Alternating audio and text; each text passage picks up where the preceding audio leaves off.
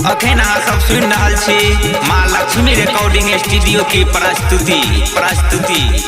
सब गोकुल में नाचै हो भैया कृष्ण के कान्हा उठाई के, अपना संग में माखन खियाबै साथे उ बैठाई के।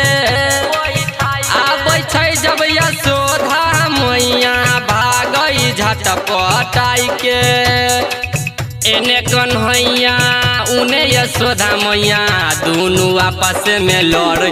कन्हैया घर छोड़ देलक, माखन के मटकी फोड़ देलक, कन्हैया मुँह मोड़ लेलक, माखन के मटकी फोड़ देलक।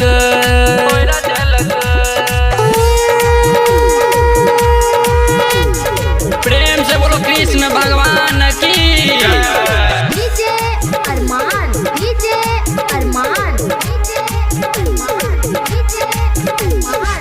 मैया बाबा के बीच में नाचे लगल कृष्ण कन्हैया, आगू पीछू आब गेलै सब गोकुल के मैया।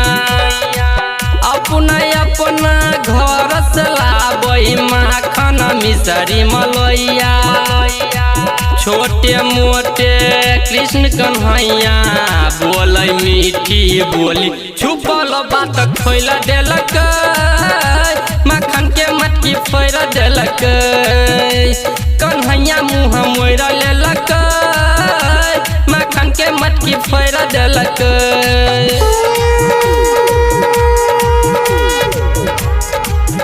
प्रेम से बोलो कृष्ण भगवान की।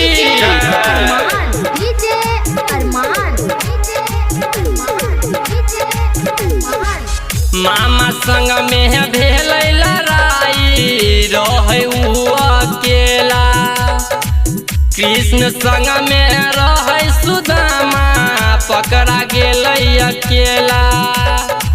गाबै छै जब मुकेश यादव कृष्ण राधा के गाना, नाचे लगल गोकुल वासी कृष्ण के उठाई के कान्हा। कन्हैया घर छोड़ देलक, माखन के मटकी फोड़ देलक, कन्हैया मुँह मोड़ लेलक, माखन के मटकी फोड़ देलक।